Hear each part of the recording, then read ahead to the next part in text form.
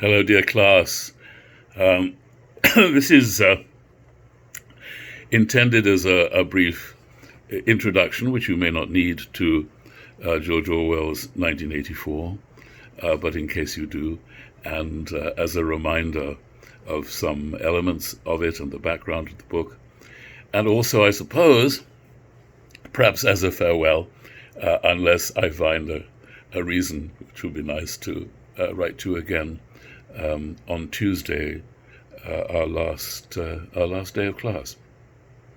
So for those of you who have managed heroically to swim through the torrent of words and thought of Lowry's book and have reached the shores of 1984, well done, and well done those of you who haven't. This has been a very difficult time in which to negotiate anything like a class or reading, and while it may be a welcome excuse not to concentrate on the world we're living in, and a brief escape from it, for many of you it's an uphill battle to resume the role of student. So for those of you who can, or are simply going to read 1984, not as a student, but just for the pleasure of it, a reminder of how it came to be. At the end of the Second World War, there was a dividing up of the world by the victors, the prospective victors. And this inspired Orwell, who was a man of 40 in indifferent health after quite a life, quite an adventurous life around the world as a policeman in Burma, as a fighter in the Spanish Civil War, as a journalist, a reviewer, a novelist, a man of letters, and a fighter, above all, for the kind of social democratic vision in which he believed. He had a very bad experience of communism while fighting alongside the communists in the Spanish Civil War, and he rightly was horrified by the willingness of Western intellectuals to justify the deeds of Stalin, the show trials in Moscow, the terrible things that form a fearful part of the history of communism. And he fought for intellectual freedom and sanity and rational justice. Orwell did all his life. All his rather short life, alas, which ended in his 40s. He was very unwell while he was writing in 1984. He was already had the tuberculosis that killed him. And he was writing it in a lonely farmhouse on a Scottish island. But what a wonderful thing for us that he was able to write it, because of all the prophetic works of literature, and there are many, some that announce themselves, like the works of Nostradamus, to be prophecy, and some that are prophecy disguised as fiction. I think none can hold a candle to 1984 for its ability frighteningly to foresee a future which is threatened, which Orwell felt to be threatening at the time, and readers of 1984 who have been applauding this book since the year it was published in 1949, these readers have always thought this is a vision of what might, if we can't make a stand against it, would come our way. I have never felt it so close, and many others feel the same way, as it is right now in our history, when fascism, against which Orwell fought all his life, appears to be undergoing an extraordinary resumption, a revivification all across the world.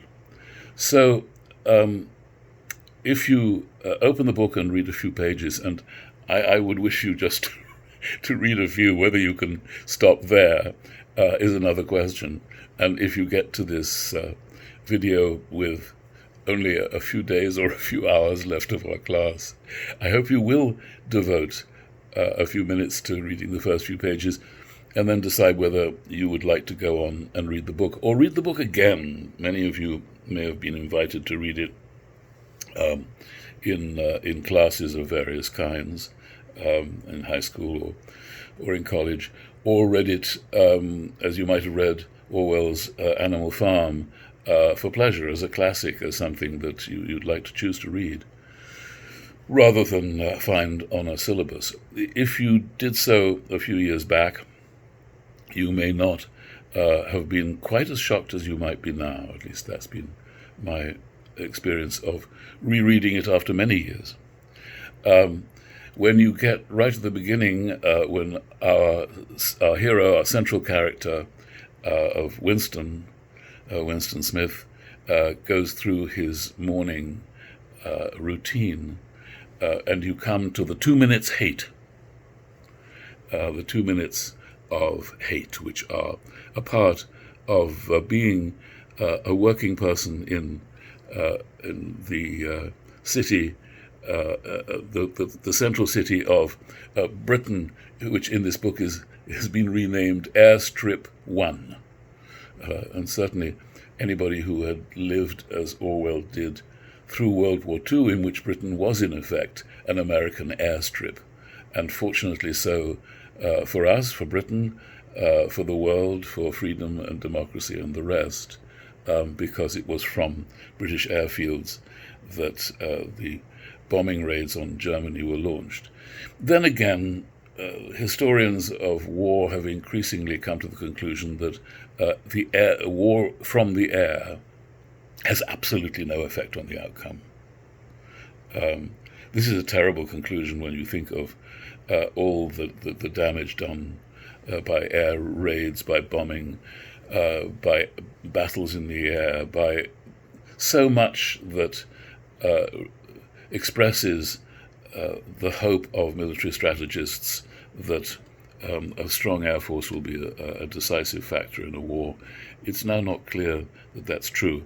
It usually hardens the will of the population that is having hell rained down upon it in the form of bombs. That's the conclusion, I think, now being drawn. Whether we will ever make any use of that academic conclusion is not clear, because it's certainly still from the air, as those of us who've been conscious of the anniversary of the bombing of Hiroshima and Nagasaki will be thinking about. It's certainly from the air that various kinds of attempted destruction will still come, rather than from boots on the ground. But it seems unlikely that we will ever see again the 1,000 bomber raid, one of the Allied raids on Germany, which assembled over the south of England. My brother, older than I, remembered it well. I was a little young to have actually even seen it up there, but 1,000 bombers in the sky, hovering, gathering to go off on what, in retrospect, turns out to have been a largely meaningless display of military might. Still, if we want to deliver a death in large quantities, we may be using the air to do so. So maybe the air war is not entirely over. However, what is definitely not over is the 2 minutes of hate, because this, as a ritual that Orwell describes in the book, in which people are obliged to participate, the party that runs the country, the one-party state under the iron fist of Big Brother, who we increasingly gather is an imaginary person, but whom people are obliged to love, wish to love, and do love inordinately. I don't know if this is already reminding you of something and of somebody. And indeed, the absence of a big brother at the heart of it rather echoes the strange hollowness of our own glorious leader, about whom I saw a businessman, nice-looking chap in his late 30s, perhaps 40, declare on television in the course of a focus group discussion of the new administration, he said, to my horror, he said, "I love President Trump more and more every day." And I found that the fervor with which he said it, the calm fervor, he didn't seem like a fanatic or a lunatic at all. And the very fact that in those circumstances the word love more and more every day, reminded me of nothing other than 1984. Because the object of this love, as it is in the novel Big Brother, is there anyone there? It seems an extraordinary aspect of humanity that there might really not be. And this is Orwell's terrifying invention as the heart of politics of the future.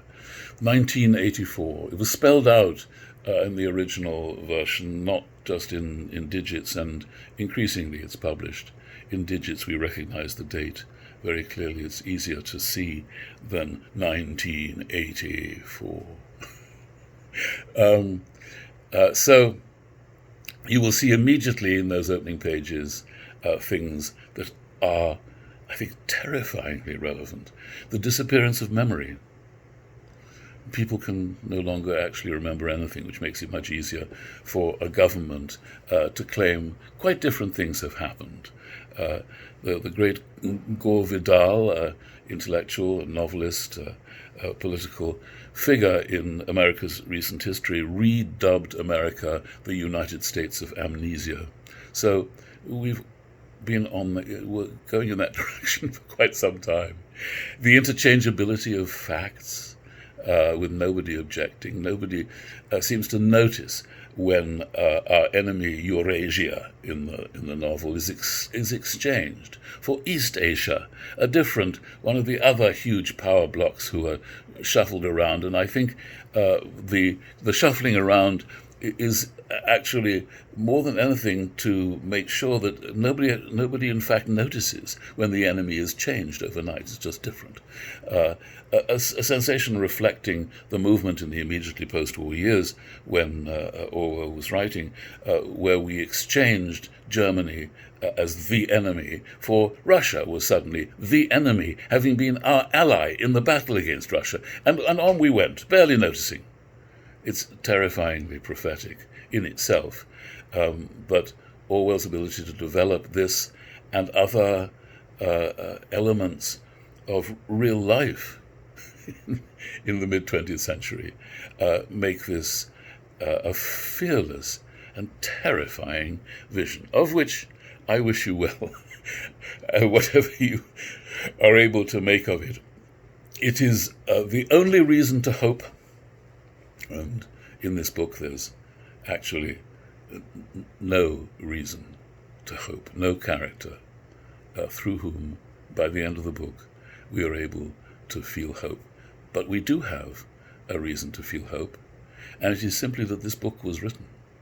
Of course, it wasn't written in 1984 or in the future as Orwell imagined it. And perhaps if that future is brought about, there will be nobody reading Orwell's 1984 and nobody to rewrite it.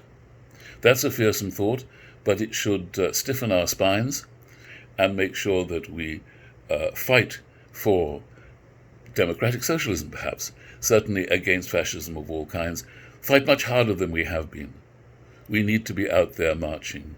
We need to not let this happen in our name and accept it with resignation, nihilism, and despair, which are all around us and all too easy to form part of. But when you read this book, you want to rush out into the streets and do something about where we have already reached in the march to 1984, backwards and forwards. So thank you, dear class, for what has been a wonderful summer. This has been the best thing for me about my summer. I thank you greatly for it, and I wish you all the good fortune in the world. Bye-bye.